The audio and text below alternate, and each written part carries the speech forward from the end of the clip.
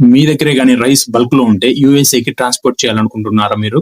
యూఎస్ఏకి transport చేయాలంటే దానికి తగ్గట్టు ప్రాసెసింగ్ ఎలా చేయాలి? దాంట్లో ఎక్స్‌పోర్టింగ్ ప్రాసెసింగ్ ఏమేమి ఉంటుంది? తర్వాత అడిషనల్ డాక్యుమెంటేషన్ ఏమేమి కావాలో ఈ వీడియోలో చెప్తా చూడండి. అంతకంటే ముందు మనము ఇన్వెస్ట్‌మెంట్ ఎలా చేయాలి? దాంట్లో ప్రాఫిట్స్ ఎలా పొందాలో దాంట్లో కూడా క్లియర్‌గా చెప్తా చూడండి. మన ఇండియాలో వచ్చేసరికి పర్టిక్యులర్‌గా 7 వెరైటీస్ ఆఫ్ రైస్ అనేది పండిస్తాం.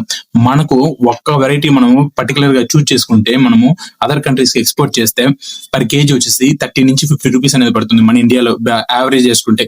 అదే యూఎస్ఏలో వచ్చేసరికి 50 నుంచి 150 రూపీస్ అనేది పడుతుంది. మనం యావరేజ్ గా 55 రూపీస్ పర్ కేజీ అనుకున్నా కానీ ఒక కంటైనర్ లో వచ్చేసరికి 24,000 కేజీలు అనేది పడుతుంది. పర్ కేజీ మనము 55 రూపీస్ మనం సేల్ చేసుకున్నా కానీ 13.2 lakhs అనేది ప్రాఫిట్ అనేది వస్తుంది. మనకు ఎక్స్‌పోర్ట్ చేసేదానికి దానికి ఇన్వెస్ట్మెంట్ ఎంత అవుతుంది అంటే 10 lakhs అనేది పడుతుంది. దానికి మినిమం గా 10 lakhs ఇన్వెస్ట్మెంట్ పర్ కంటైనర్ కి వచ్చేసరికి మనము 3 lakhs అనేది ప్రాఫిట్ అనేది పొందవచ్చు. మీరు ఎక్స్‌పోర్టింగ్ ప్రాసెసింగ్ తర్వాత వచ్చేసరికి దానికి లైసెన్స్ అడిషనల్ డాక్యుమెంటేషన్ ఏమేమి కావాలో లింక్ అని కామెంట్ చేయండి. దాని డీటెయిల్స్ పూర్తిగా మీకు సెండ్ చేస్తా. జై హింద్.